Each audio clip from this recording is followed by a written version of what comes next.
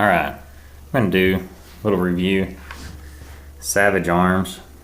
It's a Model 42, 410, 22. Overall, it's a really neat little rifle. I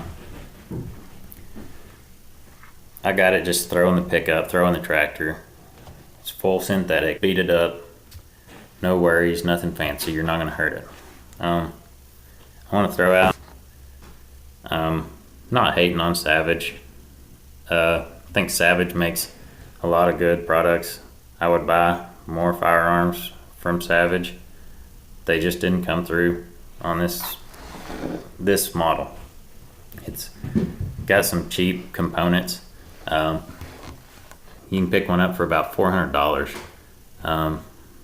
If I had to do it again and I knew what I knew now, I wouldn't get one. I mean, you're not going to buy a whistle for $1 if it doesn't work. I've had this gun for almost 4 years, so I'm not just throwing this out, first impression kind of deal. I've shot it, I've used it a little bit. Stuff breaks, poor quality components. Less than 200 rounds on the 22 side, and not even a full box of shells on the 410 side. The first thing, if you're worried about sights, hard plastic sights. I got a little set screw up and down. You can raise it and lower it. Front sight, just a hard plastic with a bead on top. Something you would expect to see on a BB gun. Not even a good BB gun at that. So that doesn't bother me though. I'm shooting clone stuff, skunk or rattlesnake, something that I'm gonna point and aim.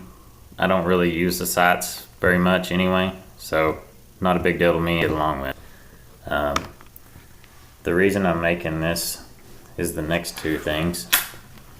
The little groove here, you can see runs here. It's got an ejector that you pull. I'm gonna put these empty casings, no live rounds. Don't worry, I'm not gonna shoot myself. Just got these to make this video. The ejector slides in these rails. You grab it, pull it back.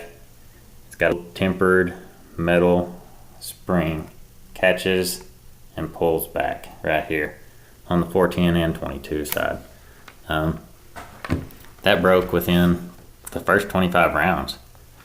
Like I said, I've had it 4 years. I haven't had the ejector in there for 3 years, 3.5.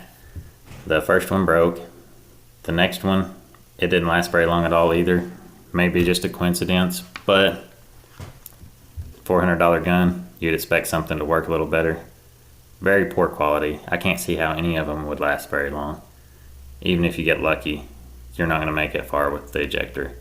So if you want to use that feature, get a whole sack full. They ought to give them away for free if they're going to break that easy. I carry a pocket knife every day, so no big deal. I stick my knife in, pop the case out. They don't slide in and out quite as easy as I'm doing here because this shell hasn't been fired, so it hasn't expanded any. Most time you can't pull it out with your fingernail very easy. You have to use a pocket knife or something else. That's my main concern, is just poor quality on that for sure. And this morning when I decided to make this video, I walked out and the firing pin fell out of the 22 on the top. When I broke the gun open to put in the shell, the firing pin was in the chamber, fell out on the porch. So probably give it a 2 out of 10, 1 out of 5 stars. I love the gun. I just wish that it had some higher quality components in it that you didn't have to improvise to use.